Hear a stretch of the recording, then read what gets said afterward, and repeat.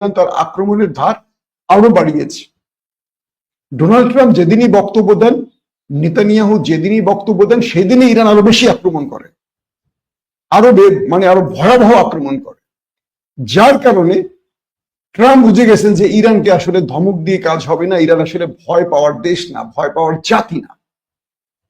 যেদিনই Trump হুমকি দেন সেদিনই আরো আক্রমণ বেশি হয়। আলী খামেনি কোথায় আছেন তিনি জানেন, চাইলে পুটুস করে মেরে ফেলতে পারেন। এই কথা শুনে আলী খামেনি বলছে আরো বেশি করে মার, এবার ওদেরকে খাইবার মার, এবার ওদেরকে সিজিল মার, এবার ওদেরকে শাহাব মার, এবার প্যালেস্টাইন 2 মার। মানে ধারাবাহিকভাবে ইরান তার আস্তিন থেকে ভয়ঙ্কর ভয়ঙ্কর সাপগুলো এখন বের করছে। এতদিন পৃথিবী দেখেনি এই মিসাইল গুলো। তো এখন ট্রাম্প চিন্তা করছে কারে আমি থ্রেড দিই, ওটা তো ওই কাজ করে আমার থ্রেড ফেলাইতেছে, মানে আমারই ভয় ফেলাইতেছে। তাই ট্রাম্প এবার নিজের সুর নিজে পরিবর্তন করলেন, এটি আমার ধারণা।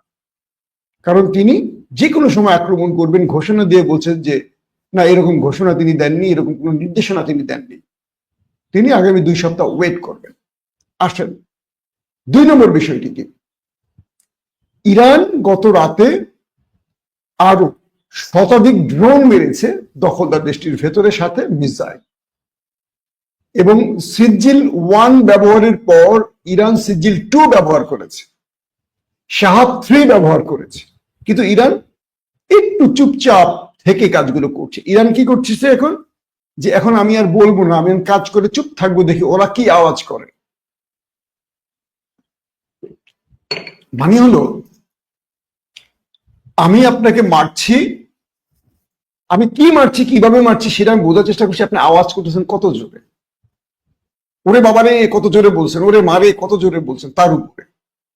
যদি আপনি চুপচাপ থাকেন, ইরান মনে করতেছে না বেশি লাগে না, ওরে বাবারে ইরান বলছে একটু লাগছে, ওরে বাবারে ইরান বলছে আরো বেশি লাগছে। ইরান এইভাবে এখন তাদেরকে ট্রাই করছে, কারণ তাদের গণমাধ্যম গুলো এই জিনিসগুলো প্রচার করতে নিষেধ করে দিয়েছে।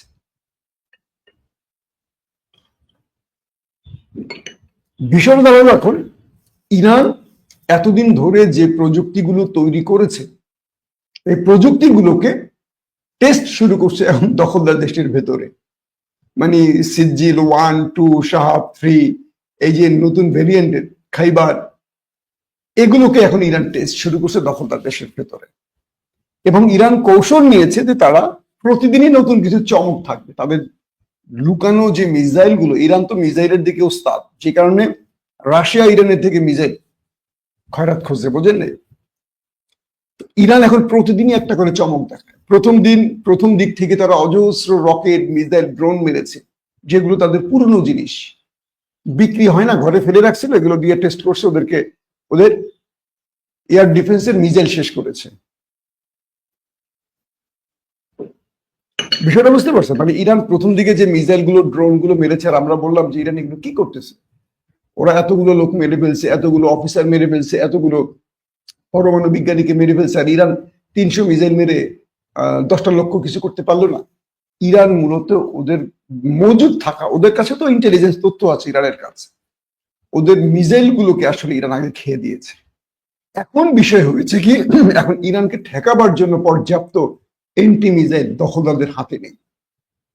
ওয়াল স্ট্রিট জার্নাল, মার্কিন গণমাধ্যম বলছে 9 দিন আর লড়াই করতে পারবে দখলদার। এবং যদি তারা আমেরিকার কাছ থেকেও এই মিসাইল নিয়ে থাকে, অ্যান্টি মিসাইল, তারপরও ইরানের যে পরিমাণ মিসাইল আছে এগুলোকে ইন্টারসেপ্ট করতে পারবে না, আমেরিকার গণমাধ্যম বলছে।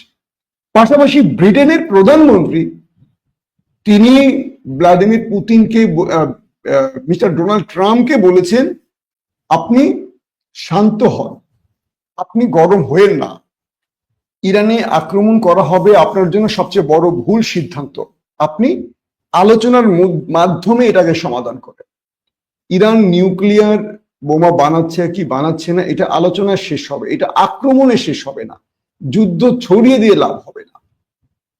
ব্রিটেনের মতো একটি শক্তিশালী মার্কিন মিত্র সে দেশের প্রধানমন্ত্রী ট্রাম্পকে বলছেন যে আপনি যুদ্ধে জড়ায়েন না, আপনি বরং ইরানের সাথে আলাপচারিতার মাধ্যমে এটিকে সমাধান করেন।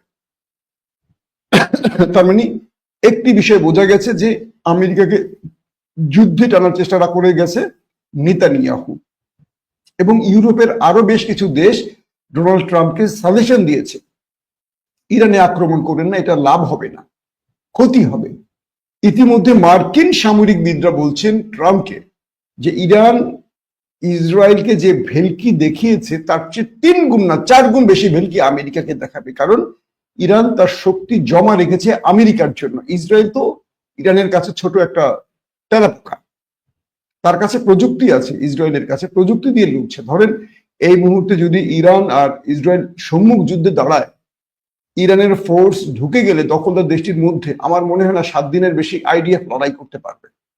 তারা গাজার সাথে তো কুলায় উঠতে পারে না, তারা গাজাতে হিট করে আকাশ থেকে বোম মেরে যুদ্ধ বিমানের মাধ্যমে ধ্বংস করে দিয়ে তারপর তারা ঢুকে অভিযান চালায়।